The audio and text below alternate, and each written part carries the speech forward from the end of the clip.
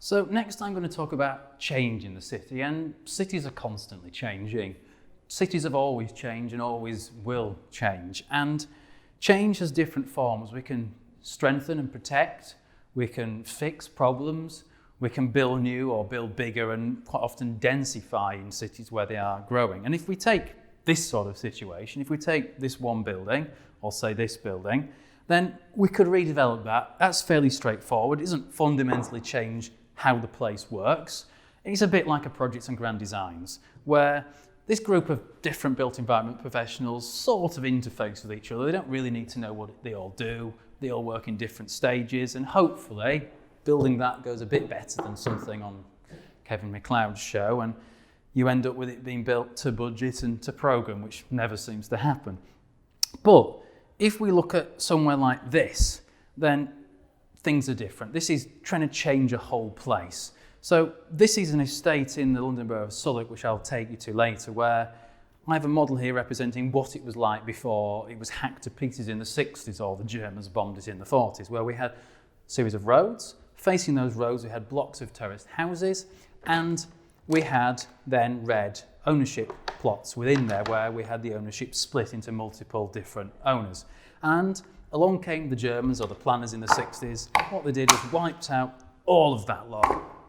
All those different ownerships they got rid of, so, chuck that out the way, and then stuck in some great big, pretty monolithic blocks that just don't interface particularly well with the place. And it's actually not one of the worst examples of this. There's worse, but it's not great.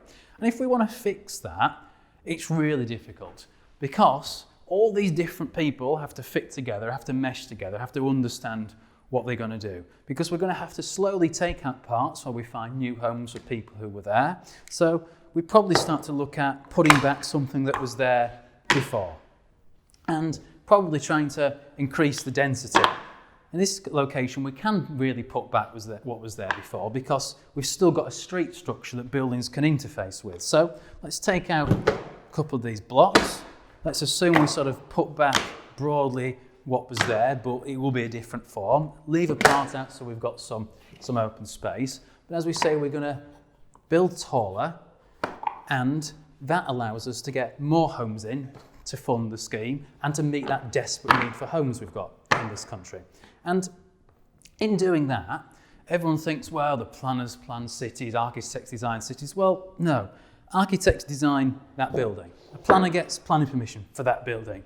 But to design this, we essentially start with urban practitioners, urban designers, and other urban professionals such as development surveyors, looking at how we can fix it, how it's deliverable, what is wrong with the place, interfacing with the community to try and design a solution which is deliverable. And that's when it gets really difficult, because the community essentially mistrusts all of these professionals because they don't explain what they do very well. And in the past, they've built rubbish like this and not explained it very well, and quite often claimed to be experts when they weren't. And it becomes really challenging. It becomes particularly challenging because change only really happens in our cities if it makes sense in money terms. And money matters in the city because things cost a lot of money and things have a value. And if we don't understand that, well, we're not going to really get change in our cities that we want. So most of our cities are owned by the private sector, generally to take a return. So your pension fund will own huge chunks of the city, and your pension will be linked to the success of that. There's also big chunks of the city owned by the public sector, and the public sector sometimes owns those to take a return, so that return essentially allows them to keep taxes down or fund schools or things like that. Some things the public sector may own, like libraries that have a public good, but there's a whole mix. But generally speaking, change happens because of money. And if we take this scheme or single house like this, well, it's only worth what you can sell the whole of it for. So let's assume it's worth 100. So 20, 40, 60, 80, 100. And to build this, the developer looks at it and goes, well, I'm going to have to invest a lot of money. I'm going to have to take a lot of risk. And to do that, I want a return to represent that risk, because I could invest that money in something else. You know, I could go and stick that in Tesla or in North Sea oil or in government bonds, and the level of risk in each would be different, as would the return. Something that's really risky, you might get a really high return, but there's a risk that that return may not be received. Something that's really low risk, low return. So for the level of risk in this, the developer would generally expect about, say, 20%, and it varies depending on the risk profile, so 20. And then there's a cost of constructing it. All those professionals who cost a fortune, demolishing what's there, building the new, and affordable housing contributions as well. And let's say that's 20, 40. And then that leaves out of the 100 this amount, 20, 40. And that is essentially there to pay for the land. So if we take this situation here, say it's an apartment block, let's imagine it's in a residential area where we've got dirty MOT garage. We just don't want in that residential area.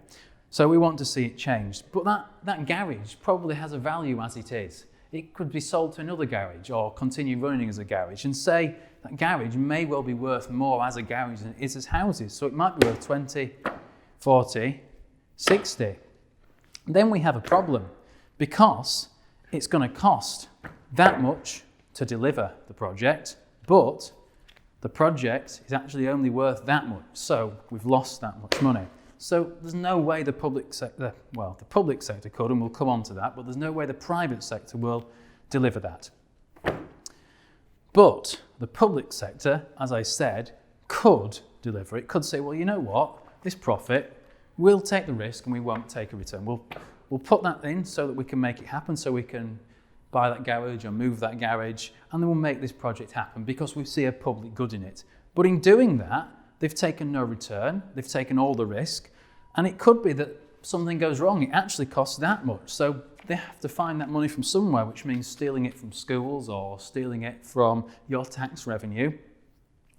Or if they get it right, what they could have done was invested that money in something else, which again would keep tax revenues down or would allow some funding to be provided to other public goods. So there's a real balance. If the public sector takes on delivering stuff like this, it has to weigh it up against other considerations. So I'm afraid Jeremy Corbyn's not going to like this, but the public sector isn't the only party to deliver stuff. The private sector needs to deliver lots and lots of stuff. And contrary to what the other Jeremy Clarkson, like, the public sector also needs to build stuff, really. And the only time we've ever built enough homes in this country is when both have built, separately and jointly where appropriate. And we just need to make sure that the homes the public sector build aren't just Austin Allegro homes, and the homes that the private sector build aren't just Bugatti Veyron homes. And if we do that and we get both delivering, then we might stand a chance of building enough houses to house our people. Well, those numbers, principles, and how we deliver change hopefully sets a theme for how difficult it is to create change in the city. And, well, keep thinking about money.